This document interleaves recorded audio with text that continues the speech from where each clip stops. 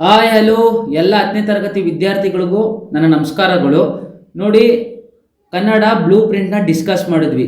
ಇವತ್ತು ನಾವು ಕನ್ನಡದಲ್ಲಿ ಹೇಗೆ ಪಾಸ್ ಆಗೋದು, ಎಷ್ಟು ಮಾರ್ಕ್ಸ್ ತೆಗೆದ್ರೆ ಪಾಸ್ ಆಗೋದು, ಒಂದು ಪಾಸಿಂಗ್ ಪ್ಯಾಕೇಜ್ ಅಂತ ನಾವು ಪ್ರಿಪೇರ್ ಮಾಡಿ ನಿಮಗೆ ಹೇಳ್ತಾ ಇದ್ದೀನಿ, ಎಕ್ಸ್ಪ್ಲೇನ್ ಮಾಡ್ತಾ ಇದ್ದೀನಿ. ನೋಡಿ, ಇಷ್ಟು ಓದಿದ್ರೆ ಕನ್ನಡದಲ್ಲಿ ಆರಾಮಾಗಿ ಪಾಸ್ ಆಗ್ಬೋದು. ಇಷ್ಟು ಓದಿದ್ರೆ, ಇವಾಗ ನಾನು ಏನು ಹೇಳ್ತೀನೋ ಅಷ್ಟು ಓದಿದ್ರೆ ಕನ್ನಡದಲ್ಲಿ ಆರಾಮಾಗಿ ಪಾಸ್ ಆಗ್ಬಾರ್ದು. ನೋಡಿ, ಕನ್ನಡ ಒಂದು ಸ್ಕೋರಿಂಗ್ ಸಬ್ಜೆಕ್ಟು. ನಾವು ಪಾಸ್ ಆಗಬೇಕು ಅಂತ ಮಾತ್ರ ಓದಬಾರ್ದು, ಹೇಗೆ ಸ್ಕೋರ್ ಮಾಡಬೇಕು ಅಂತ ಕೂಡ ನಾವು ಓದಬೇಕು. ನೋಡಿ, ಕನ್ನಡದಲ್ಲಿ ಒಳ್ಳೆ ಮಾರ್ಕ್ಸ್ ಬಂತು ಅಂತ ಹೇಳಿದ್ರೆ ಪರ್ಸೆಂಟೇಜ್ ಕೂಡ ನಮಗೆ ಜಾಸ್ತಿ ಬರುತ್ತೆ. ಓಕೆನಾ? ಕನ್ನಡನ ನಾವು ಯಾವತ್ತೂ 80ಗೆ 80ನೇ ತೆಗಿಬೇಕು ಅಂತಾನೆ ಇಂಟೆನ್ಷನ್ ಇಂದ ಕುತ್ಕೊಂಡು ಓದಬೇಕು. ಇವತ್ತು ನಾನು ಪಾಸಿಂಗ್ ಪ್ಯಾಕೇಜ್ನ ಎಕ್ಸ್ಪ್ಲೇನ್ ಮಾಡ್ತಾ ಇದ್ದೀನಿ. ಓಕೆನಾ? ನೋಡೋಣ ಬನ್ನಿ. ನೋಡಿ, ಫಸ್ಟ್ ಪತ್ರಲೇಖನ ಬರೀರಿ. ಪತ್ರಲೇಖನ ಹೇಗೆ ಬರೆಯೋದು? ಒಂದು ಫಾರ್ಮಲ್ ಲೆಟರ್ ಕೊಡ್ತಾರೆ ಅಂಡ್ ಇನ್ಫಾರ್ಮಲ್ ಲೆಟರ್ ಕೊಡ್ತಾರೆ. ನೀವು ಫಸ್ಟ್ ಫಾರ್ಮಲ್ ಲೆಟರ್ನ ಪಕ್ಕ ತಿಳ್ಕೊಳ್ಳಿ. ನೋಡಿ, ನಿಮಗೆ ಲೆಟರ್ ರೈಟಿಂಗ್ ನಿಮಗೆ ಬರೆಯಕ್ಕೆ ಬಂತು ಅಂತ ಹೇಳಿದ್ರೆ 5 ಮಾರ್ಕ್ಸ್ ಪಕ್ಕ, 5 ಅಂಕಗಳು ನಿಮಗೆ ಪಕ್ಕ. ನೋಡಿ, ಸಿಂಪಲ್ ಫಾರ್ಮಲ್ ಲೆಟರ್. ನೋಡಿ, ರೈಟ್ ಸೈಡಲ್ಲಿ ದಿನಾಂಕ, ಸ್ಥಳ, ಡೇಟು, ಪ್ಲೇಸ್ ಹಾಕಿ. ನೆಕ್ಸ್ಟು ಲೆಫ್ಟ್ ಸೈಡಲ್ಲಿ ಇಂದ ನಿಮ್ಮ ಅಡ್ರೆಸ್ ಬರೀರಿ. ನೆಕ್ಸ್ಟು ಗೆ ಅಡ್ರೆಸ್, ನೀವು ಯಾರಿಗೆ ಈ ಲೆಟ್ರ್ ತಲುಪಿಸ್ತಾ ಇದ್ದೀರೋ ಅವ್ರ ಅಡ್ರೆಸ್ ಬರೀರಿ. ನೆಕ್ಸ್ಟು ಮಾನ್ಯರೇ. ಅದ್ರ ನೆಕ್ಸ್ಟು ವಿಷಯ, ಏನು ವಿಷಯ ಕೋರಿದ್ದೀರಾ, ಲೆಟ್ರಲ್ಲಿ ಏನು ವಿಷಯ ಕೋರಿದ್ದಾರೆ ಅದನ್ನ ವಿಷಯದಲ್ಲಿ ಮೆನ್ಷನ್ ಮಾಡಿ. Next body of the letter ಬರೀರಿ. ದೆನ್ ಅದಾಗಿದ ತಕ್ಷಣ ಕೆಳಗಡೆ ಧನ್ಯವಾದಗಳು ಅಂತ ಬರೀರಿ. ರೈಟ್ ಸೈಡಲ್ಲಿ ಇಂತಿ ನಿಮ್ಮ ಪ್ರೀತಿಯ ವಿಶ್ವಾಸಿ. ಇಷ್ಟು ಬರೀತು ಅಂತ ಹೇಳಿದ್ರೆ ನಿಮಗೆ 5 ಮಾರ್ಕ್ಸ್ ಪಕ್ಕಾ ಬರುತ್ತೆ. ನೀವು ಫಾರ್ಮಲ್ ಲೆಟರೇ ಬರೀರಿ, ಈಸಿ ಇರುತ್ತೆ. ನೀಟಾಗಿ ಪ್ರಾಕ್ಟೀಸ್ ಮಾಡ್ಕೊಳ್ಳಿ, ಕಲ್ತ್ಕೊಳ್ಳಿ. ಬೇಕಾದ್ರೆ ನಿಮಗೆ ಗೊತ್ತಿಲ್ಲ ಅಂತ ಹೇಳಿ ಕಮೆಂಟ್ ಸೆಕ್ಷನಲ್ಲಿ ಕಮೆಂಟ್ ಹಾಕಿ, ನಾನು ಲೆಟರ್ ರೈಟಿಂಗ್ ಹೇಗೆ ಬರೆಯೋದು ಅಂತಲೇ ಸಹ ಹೇಳ್ಕೊಡ್ತೀನಿ ನಾನು ನಿಮಗೆ. ಓಕೆನಾ? ಇವಾಗ ನಾವು ಒಂದು 5 ಮಾರ್ಕ್ಸ್ ನೋಡಿದ್ವಿ, ಆರಾಮಾಗಿ ತೆಗಿಬೋದು ಎಲ್ಲರೂ 5 ಮಾರ್ಕ್ಸು. ಬನ್ನಿ ನೆಕ್ಸ್ಟ್ ಕ್ವಶನ್ಗೆ ಹೋಗೋಣ. ನೋಡಿ, ನೆಕ್ಸ್ಟ್ ಕ್ವಶನ್ ಏನು ಅಂತ ಹೇಳಿದ್ರೆ ಪ್ರಬಂಧ.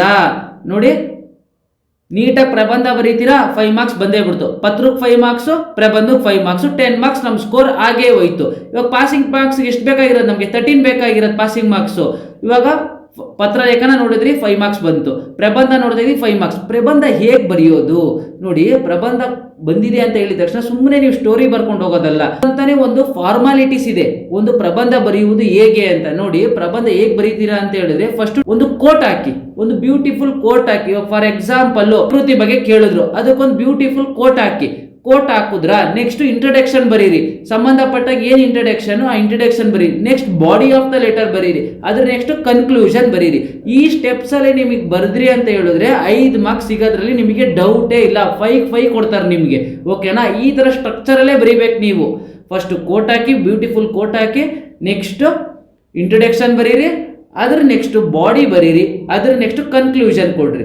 ಈ ತರ ನೀವು ಸ್ಟೆಪ್ ಬೈ ಸ್ಟೆಪ್ ಬರೆದ್ರಿ ಅಂತ ಹೇಳಿದ್ರೆ ಪ್ರಬಂಧದಲ್ಲಿ 5/5 ಕೊಡ್ತಾರೆ. ನೋಡಿ, ನೆಕ್ಸ್ಟ್ ನೋಡಿ, ಪ್ಯಾಸೇಜ್, ಒಂದು ದೊಡ್ಡ ಪ್ಯಾಸೇಜ್ ಕೊಟ್ಟಿರ್ತಾರೆ. ಇದು ನೀಟಾಗಿ ಓದ್ಕೊಂಡು ನೀವು ಆರಾಮಾಗಿ ಆನ್ಸರ್ ಮಾಡ್ಬೇಕಷ್ಟೇ. ಇಲ್ಲೇ ಇರುತ್ತೆ ಆನ್ಸರ್, ನೀವು ಅದನ್ನ ಸ್ಪಷ್ಟವಾಗಿ ಓದ್ಕೊಳ್ಳಿ. ಕನ್ನಡ ಭಾಷೆ ತನ್ನ ಜೀವದುದ್ದಕ್ಕೂ ಅನ್ಯ ಭಾಷೆಗಳ ದಾಳಿಯನ್ನು ಎದುರಿಸುತ್ತಲೇ ಬಂದಿದೆ. ಈ ದಾಳಿಯಲ್ಲಿ ಸಿಕ್ಕು ಘಾಸಿಯಾದ ಸಮಯದಲ್ಲಿ ಆಗಾಗ ಪುಣ್ಯ ಪುರುಷರು ಹುಟ್ಟಿ ಹೋರಾಡಿ ಅದನ್ನು ಬದುಕಿಸಿದ್ದಾರೆ. ನೀವು ನೀಟಾಗಿ ಪ್ಯಾರಾಗ್ರಾಫ್ ಓದಿದ್ದೆ ಆದ್ರೆ ಅದನ್ನ ಅರ್ಥ ಮಾಡಿಕೊಂಡು ಕ್ವಶನ್ ಕೇಳ್ತಾರೆ. ನೋಡಿ, 2 ಕ್ವಶನ್ ಕೇಳ್ತಾರೆ. ನೋಡಿ, 2 ಕ್ವಶನ್ ಕೇಳ್ತಾರೆ. ಓಕೆನಾ? ನೀಟಾಗಿ ಅದ್ರ ಏನೈತೆ ಆನ್ಸರ್ ಪ್ಯಾಸೇಜ್ ಅಲ್ಲೇ ಇರುತ್ತೆ, ಅದನ್ನ ಬರೀತು ಅಂತ ಹೇಳಿದ್ರೆ ನಿಮ್ಗೆ 4 ಮಾರ್ಕ್ಸ್ ಫಿಕ್ಸು. ಓಕೆನಾ? ಆಲ್ರೆಡಿ 14 ಮಾರ್ಕ್ಸ್ ಮುಗ್ದೇ ಹೋಯ್ತು, ಪಾಸ್ ಆಗೇ ಹೋದ್ರಿ ನೀವು. ಕನ್ನಡ ಪಾಸ್ ಆಗೋದು ಕಷ್ಟ ಅಲ್ಲ, ನೀವು ಕನ್ನಡದಲ್ಲಿ ಸ್ಕೋರ್ ಮಾಡಬೇಕಷ್ಟೇ. ಓಕೆನಾ? ಸ್ಕೋರ್ ಮಾಡಿದಷ್ಟು ಪರ್ಸೆಂಟೇಜ್ ಜಾಸ್ತಿ ಬರುತ್ತೆ. ಬನ್ನಿ ಇವಾಗ ನೆಕ್ಸ್ಟ್ ನೋಡೋಣ. ನೆಕ್ಸ್ಟ್ ಏನಿದೆ? ಗಾದೆಗಳು. ನೆಕ್ಸ್ಟ್ ಏನು? ಗಾದೆಗಳು. ಗಾದೆ ಹೇಗೆ ಸ್ಟಾರ್ಟ್ ಮಾಡಬೇಕು? ಗಾದೆ ಕೊಟ್ಟಿದ ತಕ್ಷಣ ನೋಡಿ, ಅತಿಯಾಸೆ ಗತಿ ಕೇಡು, ಆ ಸ್ಟೋರಿ ಬರೆಯೋದಲ್ಲ ಅತಿಯಾಸೆ ಗತಿ ಕೇಡು ಅಂತ. ಫಸ್ಟ್ ಗಾದೆಗೆ ಆದಂತ ಒಂದು ಸ್ಟ್ರಕ್ಚರ್ ಇದೆ. ಗಾದೆ ಅಂದ್ರೆ ಏನು? ನೋಡಿ, ಗಾದೆಗಳು ವೇದಗಳಿಗೆ ಸಮ. ವೇದ ಸುಳ್ಳಾದರೂ ಗಾದೆಗಳು ಸುಳ್ಳಾಗುವುದಿಲ್ಲ. ಇದು ಹಿರಿಯರ ಮಾತಿನಿಂದ ಬಂದಿದೆ. ಈ ತರ ಬರೆದು ಗಾದೆ ಸ್ಟಾರ್ಟ್ ಮಾಡಿದ್ರೆ ಕರೆಕ್ಷನ್ ಮಾಡೋರು ನಿಮ್ಮ ಪೇಪರ್ ನೋಡಿ, ಓ ಇವನು ಅರ್ಥ ಮಾಡ್ಕೊಂಡಿದ್ದಾನೆ ಗಾದೆನ, ತುಂಬಾ ಚೆನ್ನಾಗಿ ಬರೆದಿದ್ದಾನೆ ಅಂತ ಫುಲ್ ಮಾರ್ಕ್ಸ್ ಕೊಡ್ತಾರೆ. ನೋಡಿ, 3 ಮಾರ್ಕ್ಸ್ ಗಾದೆ ಬರೆದ್ರೆ 3 ಮಾರ್ಕ್ಸ್. ಓಕೆನಾ? ಫಸ್ಟ್ ನಾನು ಹೇಳಿದ್ನಲ್ಲ, ಈ ಸೆಂಟೆನ್ಸ್ನ ಹಾಕಿ, ಈ ಸೆಂಟೆನ್ಸ್ನ ಹಾಕ್ಬಿಟ್ಟು ಗಾದೆನ ವಿವರಿಸಿ. ಓಕೆನಾ. ಬನ್ನಿ ಇವಾಗ 4 ಮಾರ್ಕ್ಸ್ ಕ್ವಶನ್ಸ್ ಯಾವ್ದು ಬರುತ್ತೆ ಅಂತ ನೋಡೋಣ. 4 ಮಾರ್ಕ್ಸ್ ಅಲ್ಲಿ ಯಾವ್ಯಾವ ಕ್ವಶನ್ ಬರುತ್ತೆ ಅಂತ ಹೇಳಿ, ರಿಪೀಟೆಡ್ ಕ್ವಶನ್ಸೇ ಬರುತ್ತೆ 4 ಮಾರ್ಕ್ಸ್ ಅಲ್ಲಿ. ನೋಡಿ, ಶಬರಿಯಿಂದ ಪಕ್ಕ ಒಂದು ಕ್ವಶನ್ ಕೇಳ್ತಾರೆ. ನೋಡಿ, ತಾಳಿದವನು ಬಾಳಿಯನು ಎಂಬ ಮಾತು ಶಬರಿಯ ಪಾಲಿಗೆ ಹೇಗೆ ನಿಜವಾಗಿದೆ ವಿವರಿಸಿ. ನೋಡಿ, ಈ ಕ್ವಶನ್ ತುಂಬಾ ಸಲ ರಿಪೀಟ್ ಆಗಿದೆ, ಹಾಗಾಗಿ ನೀವು ಈ ಕ್ವಶನ್ ಬರ್ದಿ ಪ್ರಾಕ್ಟೀಸ್ ಮಾಡಿ. ನೋಡಿ, ನೆಕ್ಸ್ಟ್ ಕ್ವಶನ್ ನೋಡಿ, ಶಬರಿಯ ಚಿಂತೆ ಇಂಗಿ ಹೋದ ಸಂದರ್ಭ ಸ್ವಾರಸ್ಯವನ್ನು ನಿಮ್ಮ ಮಾತುಗಳಲ್ಲಿ ಬರೆಯಿರಿ. ಓಕೆನಾ. ನೋಡಿ, ಈ 2 ಕ್ವಶನ್ ತುಂಬಾ ಸಲ ರಿಪೀಟ್ ಆಗಿದೆ, ಈ ಕ್ವಶನ್ ನೀವು ಬರ್ದಿ ಪ್ರಾಕ್ಟೀಸ್ ಮಾಡಿ. ನೋಡಿ, ನೆಕ್ಸ್ಟ್ ಕ್ವಶನ್ ನೋಡಿ, ನಾವು ಯಾವ ಸಂಕಲ್ಪ ಕೈಗೊಳ್ಳಬೇಕೆಂಬುದು ಕವಿ ಶಿವರುದ್ರಪ್ಪನವರು ಆಶಯವಾಗಿದೆ ವಿವರಿಸಿ. ಈ ಲೆಸನ್ ಬಂದ್ಬಿಟ್ಟು ಸಂಕಲ್ಪ ಗೀತೆಯಿಂದ ಒಂದು 4 ಮಾರ್ಕ್ಸ್ ಕ್ವಶನ್ ಕೇಳ್ತಾರೆ. ಓಕೆನಾ. ಇದನ್ನೆಲ್ಲ ನೀವು ಬರ್ದಿ ಪ್ರಾಕ್ಟೀಸ್ ಮಾಡಬೇಕು. ನೋಡಿ, ನೆಕ್ಸ್ಟ್ ಕ್ವಶನ್ ನೋಡಿ, ಸಂಕಲ್ಪ ಮತ್ತು ಅನುಷ್ಠಾನದ ಕುರಿತು ಕವಿ GS ಶಿವರುದ್ರಪ್ಪನವರು ಅಭಿಪ್ರಾಯವನ್ನು ಬರೆಯಿರಿ. ಓಕೆನಾ. ಇದು ಸಂಕಲ್ಪ ಗೀತೆಯಲ್ಲಿ ಬರುವಂತಹ ಕ್ವಶನ್ಸ್. ಓಕೆನಾ. ಇವನ್ನೆಲ್ಲ ನೀವು ಬರ್ದಿ ಪ್ರಾಕ್ಟೀಸ್ ಮಾಡಬೇಕು, ಯಾಕಂದ್ರೆ ಇದೆಲ್ಲ ಪ್ರೀವಿಯಸ್ ಇಯರ್ ಕ್ವಶನ್ ಪೇಪರ್ ಅಲ್ಲಿ ರಿಪೀಟ್ ಆಗಿದೆ.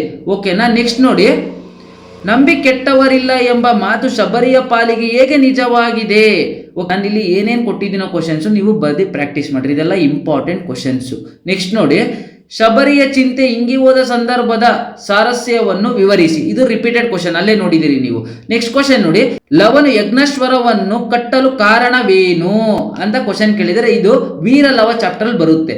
ಓಕೆನಾ. ಇದನ್ನೆಲ್ಲ ನೀವು ಬರ್ದಿ ಪ್ರಾಕ್ಟೀಸ್ ಮಾಡಿದ್ದೆ ಆದ್ರೆ 4 ಮಾರ್ಕ್ಸ್ ನೀವು ತಲೆ ಕೆಡ್ಸ್ಕೊಳಂಗೆ ಇಲ್ಲ, ಆರಾಮಾಗಿ ಎಕ್ಸಾಮ್ ಅಲ್ಲಿ ಬರೀತೀರಾ ನೀವು. ನೆಕ್ಸ್ಟ್ ನೋಡಿ, ಲವನಲ್ಲಿದ್ದ ಕ್ಷತ್ರಗುಣ ವೀರಲವ ಪದ್ಯದಲ್ಲಿ ವ್ಯಕ್ತಗೊಂಡಿರುವುದನ್ನು ನಿಮ್ಮ ಮಾತಿನಲ್ಲಿ ಬರೆಯಿರಿ. ಓಕೆನಾ. ಈ ಕ್ವಶನ್ಸ್ ನೀವು ಪ್ರಾಕ್ಟೀಸ್ ಮಾಡಿದ್ದೆ ಆದ್ರೆ 100% ಎಕ್ಸಾಮ್ ಅಲ್ಲಿ ಕರೆಕ್ಟ್ ಆಗಿ ಬರೀತೀರಾ ನೀವು. ನೆಕ್ಸ್ಟ್ ನೋಡಿ, ಮತಾಂಗಾಶ್ರಮಕ್ಕೆ ಬಂದ ಶ್ರೀರಾಮ ಲಕ್ಷ್ಮಣರನ್ನು ಶಬರಿ ಉಪಚರಿಸಿ ಮುಕ್ತಿಯನ್ನು ಪಡೆದ ಬಗೆಯನ್ನು ವಿವರಿಸಿ ಅಂತ ಕೊಟ್ಟಿದ್ದಾರೆ. ಈ ಕ್ವಶನ್ ಅಷ್ಟೇ ಬರ್ದಿ ಪ್ರಾಕ್ಟೀಸ್ ಮಾಡಿ, ಇವೆಲ್ಲ ಇಂಪಾರ್ಟೆಂಟ್ ಕ್ವಶನ್ಸ್. ಓಕೆನಾ. ಎಕ್ಸಾಮ್ಗೆ ಬರುವಂತಹ ಸಾಧ್ಯತೆ ತುಂಬಾ ಇರುತ್ತೆ. ನೆಕ್ಸ್ಟ್ ಕ್ವಶನ್ ನೋಡಿ, ಶ್ರೀರಾಮನ ದರ್ಶನದಿಂದ ತನ್ನ ಬಹುಕಾಲದ ಆಸೆಯನ್ನು ಶಬರಿ ಈಡೇರಿಸಿಕೊಂಡ ಬಗೆಯನ್ನು ಸಂಕ್ಷಿಪ್ತವಾಗಿ ವಿವರಿಸಿ. ನೋಡಿ, ನೆಕ್ಸ್ಟ್ ಚಾಪ್ಟರ್ ನೋಡಿ, ಕೌರವೇಂದ್ರನ ಕೊಂದೆ ನೀನು. ಈ ಚಾಪ್ಟರ್ ಅಲ್ಲಿ ಫಸ್ಟ್ ಕ್ವಶನ್ ನೋಡಿ, ಪಾಂಡವರು ಸೋದರರೆಂದು ತಿಳಿದಾಗ ಕರ್ಣನ ಮನದಲ್ಲಿ ಮೂಡಿದ ಭಾವನೆಗಳನ್ನು ನಿಮ್ಮ ಮಾತುಗಳಲ್ಲಿ ಬರೆಯಿರಿ. ಓಕೆನಾ. ಇದನ್ನೆಲ್ಲ ನೀವು ಈಗಲಿಂದನೇ ಪ್ರಾಕ್ಟೀಸ್ ಮಾಡಿ ಬರೆದ್ರೆ ಎಕ್ಸಾಮ್ ಅಲ್ಲಿ 101% ಇದೇ ಚಾಪ್ಟರ್ ಇಂದ ಕ್ವಶನ್ಸ್ ಬರುತ್ತೆ. ಓಕೆನಾ. ಬ್ಲೂ ಪ್ರಿಂಟ್ ಅಲ್ಲಿ ಮೆನ್ಷನ್ ಮಾಡಿ ಕೇಳಿದ್ದಾರೆ.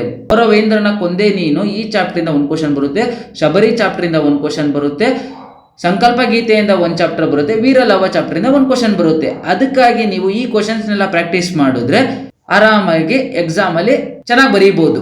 ಓಕೆನಾ. ನೆಕ್ಸ್ಟ್ ನೋಡಿ, ಪಾಂಡವರ ರಕ್ಷಣೆಗೆ ನಿಂತ ಶ್ರೀಕೃಷ್ಣನು ಕರ್ಣನಿಗೆ ಒಡ್ಡಿದ ಆಮಿಷಗಳನ್ನು ಸಂಗ್ರಹಿಸಿ ಬರೆಯಿರಿ. ಓಕೆನಾ. ಈ ಕ್ವಶನ್ಸ್ ಎಲ್ಲ ತುಂಬಾ ಇಂಪಾರ್ಟೆಂಟ್ ಇದೆ, ನೀವು ಬರ್ದಿ ಪ್ರಾಕ್ಟೀಸ್ ಮಾಡಿದ್ರೆ 100% ಬಂದೇ ಬರುತ್ತೆ. ಓಕೆನಾ. ಬರೆದ್ಬಿಟ್ಟು ಪ್ರಾಕ್ಟೀಸ್ ಮಾಡಿ. ನೆಕ್ಸ್ಟ್ ಕ್ವಶನ್ ನೋಡಿ, 4 ಮಾರ್ಕ್ಸ್ ಅಲ್ಲಿ ಈ ಕ್ವಶನ್ ಬರುವ ಸಾಧ್ಯತೆ ಈ ಸಲ ತುಂಬಾ ಇದೆ. ಈ ಕ್ವಶನ್ ಬರುವ ಸಾಧ್ಯತೆ ಈ ಸಲ ತುಂಬಾ ಇದೆ. ಓಕೆನಾ. ಈ ಪದ್ಯನ ನೀಟಾಗಿ ಓದ್ಕೊಳ್ಳಿ ನೀವು. ಓಕೆ. ನೆಕ್ಸ್ಟ್ ನೋಡಿ, ಕವಿ ಕೃತಿ ಪರಿಚಯ. ಯಾರಿಗೆ ತುಂಬಾ ಕವಿ ಕೃತಿ ಪರಿಚಯ ಯಾರಿಗೆ ತುಂಬಾ ಕಷ್ಟ ಇದೆಯೋ ಅವರು ಈ ಸಲ ಸಾರಾ ಅಬೂಬಕರ್ ನೋಡಿ, ಸಾರಾ ಅಬೂಬಕರ್ ಇವ್ರದನ್ನ 100% ಚೆನ್ನಾಗಿ ಓದ್ಕೊಳ್ಳಿ. ಅವರು ಕಾಲ, ಕೃತಿ, ಬಿರುದು, ಪ್ರಶಸ್ತಿ. ಯಾಕಂದ್ರೆ ಇವ್ರಿಗೆ ಬೂಕರ್ ಪ್ರಶಸ್ತಿ ರೀಸೆಂಟ್ ಆಗಿ ಬಂದಿದೆ. ಇವ್ರ ಮೇಲೆ ಕ್ವಶನ್ಸ್ 100% ಕೇಳ್ತಾರೆ 2026 ಅಲ್ಲಿ. ಸಾರಾ ಅಬೂಬಕರ್ ಇಂಪಾರ್ಟೆಂಟ್. ಓಕೆನಾ. ನೋಡಿ, AN Murthy Rao important, Kuvempu important, Sara Abubakar 100,000% important, Kuvempu important, Devanur Mahadeva important, GS Shivarudrappa important. ನೋಡಿ, ದೇವನೂರು ಮಹಾದೇವ ರಿಪೀಟ್ ಆಗಿದೆ, 2 ಪೇಪರ್ ಅಲ್ಲಿ ರಿಪೀಟ್ ಆಗಿದೆ, ಸ್ಟಾರ್ ಮಾರ್ಕ್ ಹಾಕಿರ್ತೀವಿ ನೋಡಿ, 2 ಪೇಪರ್ ರಿಪೀಟ್ ಆಗಿದೆ. ಕುಮಾರ ವ್ಯಾಸ ನೀವು ಇಷ್ಟು ಓದಿದ್ರೆ ಇಷ್ಟರಲ್ಲೇ 2 ಬರುತ್ತೆ. ಓಕೆನಾ. ಸಾರಾ ಅಬೂಬಕರ್ 100% ಕೊಟ್ಟೆ ಕೊಡ್ತಾರೆ, ಯಾಕಂದ್ರೆ ಅವ್ರಿಗೆ ಈ ಸಲ ಬೂಕರ್ ಪ್ರಶಸ್ತಿ ಬಂದಿದೆ. ಯಾರು ಪ್ರಚಲಿತ ಘಟನೆಯಲ್ಲಿ ಇರ್ತಾರೋ ಅವ್ರ ಕ್ವಶನ್ಸ್ ನಿರೀಕ್ಷೆ ಮಾಡ್ಬೋದು ನಾವು. ಹಾಗಾಗಿ ಸಾರಾ ಅಬೂಬಕರ್ನ ನೀವು ಓದ್ಕೊಳ್ಳಿ. ಅವ್ರ ಕಾಲ ಓದ್ಕೊಳ್ಳಿ, ಕೃತಿ ಓದ್ಕೊಳ್ಳಿ, ಪ್ರಶಸ್ತಿ ಓದ್ಕೊಳ್ಳಿ. ಓಕೆನಾ. ನಿಮ್ಗೆ ಏನೇ ಕಷ್ಟ ಇದ್ರು ಕಮೆಂಟ್ ಸೆಕ್ಷನ್ ಅಲ್ಲಿ ಕಮೆಂಟ್ ಹಾಕಿ. ಇಷ್ಟೆಲ್ಲ ಓದಿದ್ರೆ ನೀವು ಆರಾಮಾಗಿ ಪಾಸ್ ಆಗ್ಬೋದು.